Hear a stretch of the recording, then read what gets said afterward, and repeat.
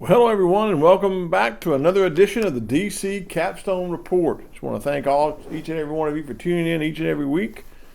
Keep listening to our podcast that Lance and I put out. I want to thank Lance Shores, doing a great job as he does all the production behind the scenes to make this possible to go up on all of our sites each and every week. You can always check us out at DCCapstoneReport.com, DC Capstone Report Facebook page. You can really want to check out Lance's other sites, RollTideBama.com and FreelancePictures.com. He has some great pictures from Alabama home games up there for you to take and enjoy. So just want to thank Lance. He does a great job each and every week. Well, it's great to be back with you for another edition of DC Capstone Report. This week on the podcast, we're going to, in our first segment, review the game against the Ole Miss Rebels. In our second segment, we're going to talk about our players of the game in Ole Miss. And in the third and final segment, we'll preview the upcoming game against the Austin Peay Governors. You're listening to the DC Capstone Report. The DC Capstone Report is featured each Tuesday morning on the Martin Houston Show at Tide 100.9. You can listen live at Tide100.9.com. Well, welcome back to the DC Capstone Report. Here in the first segment, let's take a look and review the game against the Ole Miss Rebels. Well, what a game it was, folks. Great to be able to talk about a victory. You know, Alabama had come off a loss at LSU, disappointing loss that took us out of everything, but wanted to see what Alabama team had to play for. Well, this Alabama team in this game got behind early to the Rebels in the first quarter, but we didn't let that affect us in the game. I thought we played a really settled down in the second quarter. Was still behind going into halftime, 17-14, but really good job in the second half, holding Ole Miss to only 7 points in the second half, and beating Ole Miss 30-24. Just thought it was a really good overall performance, especially in the second half. I can't say enough about it. Well, what happened in this game that I'm excited about is that we got behind, we was on the road, faced some adversity, faced a large hostile crowd, but a couple of things that we improved on that was happy about was the penalties. Pre-snap penalties did not happen in this game like they did in our other games that were on the road. So I'm really pleased with the improvement that we made on that.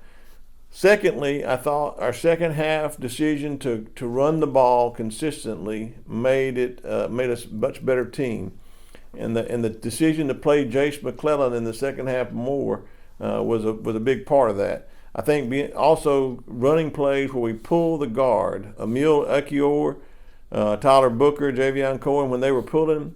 There were some really dedicated running plays where they got a hat on a hat and decleated some of the Ole Miss players and took advantage of them, and we made some good runs. I thought Jace McClellan ran the ball with heart in this game.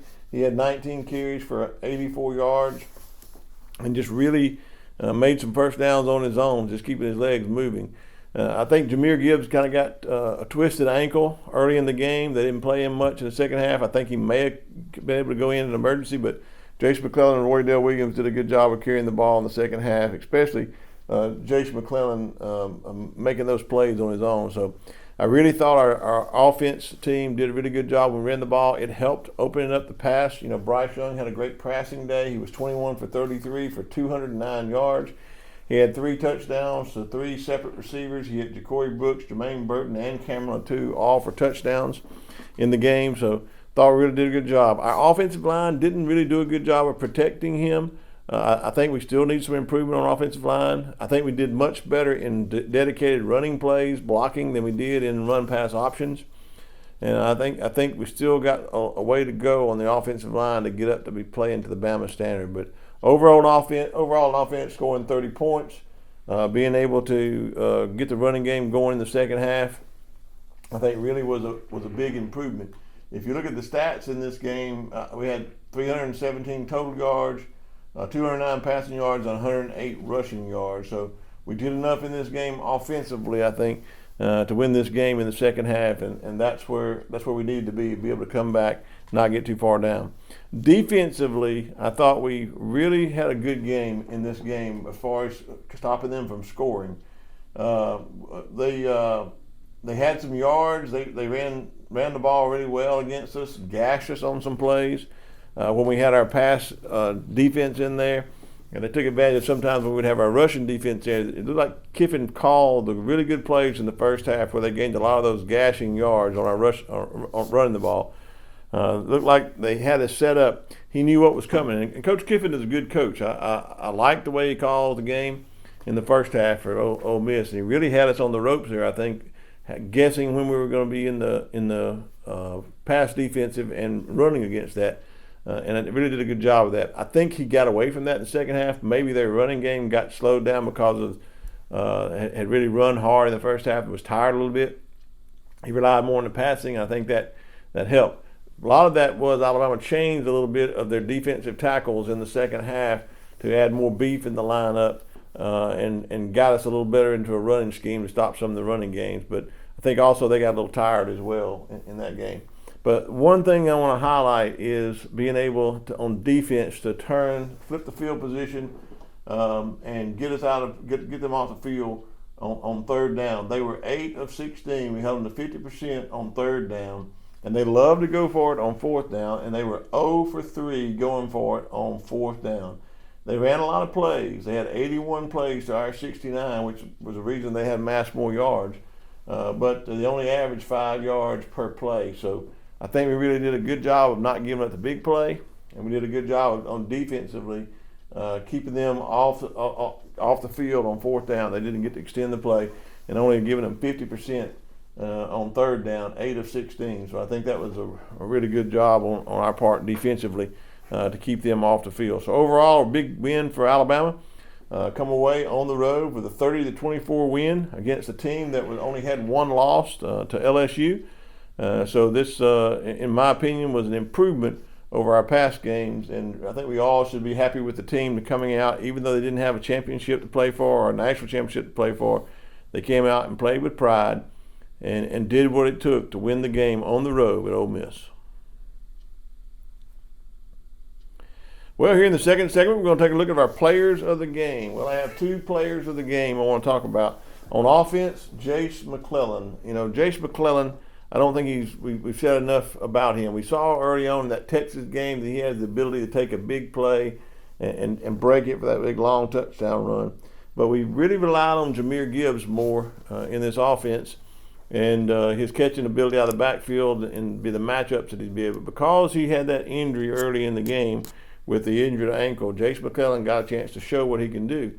And if you stick with him in the lineup and if you let him run the ball multiple times, I believe that he has an uncanny ability to gain yards after contact. And that's one thing that we haven't been doing as much. But he had 19 carries in this game for 84 yards and really did a good job. The more you gave him the ball, the better off he looked. And I think he's finally fully recovered from his knee surgery from last year. His speed looked good. His agility to cut looked good. Following his blockers, his instincts looked good. So I was really pleased with Jace McClellan play. So my offensive player of the game, this game against Ole Miss, is Jace McClellan. Well, on defense, there's somebody I want to talk about that I haven't talked about much all year. And that person is Byron Young. Byron Young is number 47. He plays on the defensive line. He's a 6'3", 290-pound senior who has been in this program for a long time. He's waited his turn to play, and he's made a significant contribution. He's a veteran defender that's had a significant contribution this year and over years past. But when Justin Aboigbe went down, Byron Young stepped up, and he became a vocal leader in the locker room. He became a vocal leader on that defensive line. He's spoken several times in the last couple of weeks for media days, so obviously they trust him when he talks. And what he said has been telling that he had plenty of things to play for, and he was going to continue to play. He's from Laurel, Mississippi, so I think when he went back into Ole Miss on the road, playing there at Oxford, in his home state of Mississippi, he wanted to do the best, and he really did just that. I heard his name called a lot in this game. And when you look at the statistics after the game, you can see why his name was called so many times. He was in on 11 tackles in this game. 11. He had 6 solo tackles, 5 assists, and 2 quarterback sacks in this game.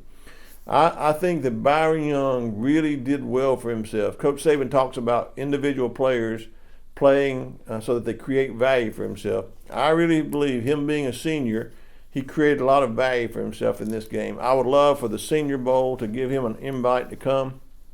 Even though he's not the big name that you hear, we got Will Anderson Jr. that everybody talks about, and all the backs that everybody talks about. I'm not taking anything away from them. They're all good. Brian Branch, all of them are really good defensive players. Jordan Battle, Will Anderson Jr., all really good players.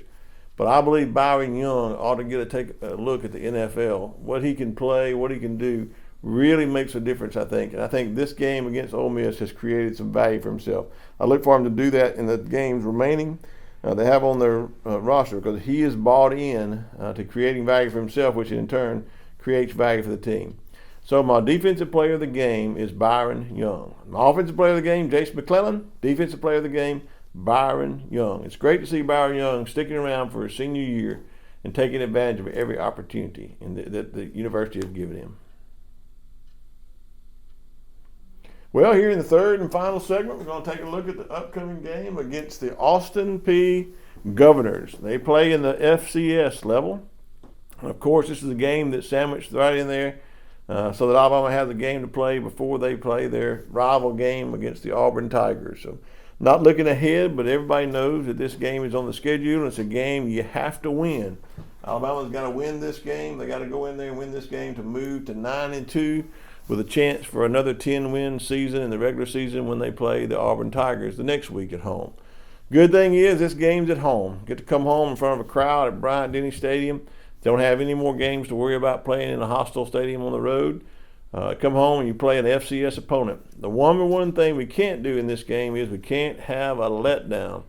I think Coach Saban's always preached you play up to the Bama standard. You're not playing the level of your competition, so it doesn't matter who you are playing, but it's who you are playing for, and that is the University of Alabama. So I look for Alabama to go into this game and really do a good job of winning this game. I don't think there's any doubt that Alabama should win this game.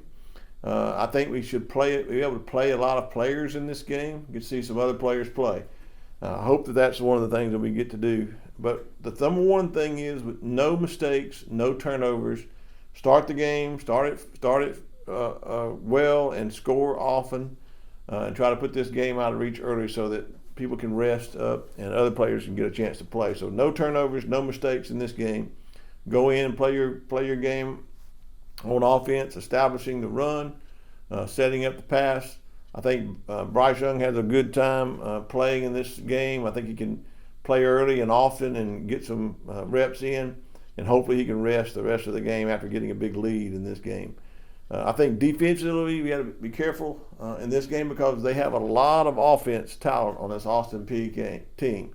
Even though it's a FCS team, they've run well against a lot of teams, and we have had some trouble stopping the run, especially these option quarterback runs type things. So I think we've got to play well, play in our gaps, stick to our gaps in defense, and make sure that we put a helmet on a helmet and make good tackles in this game. If we do that, if we play our best, I think the game will be over early.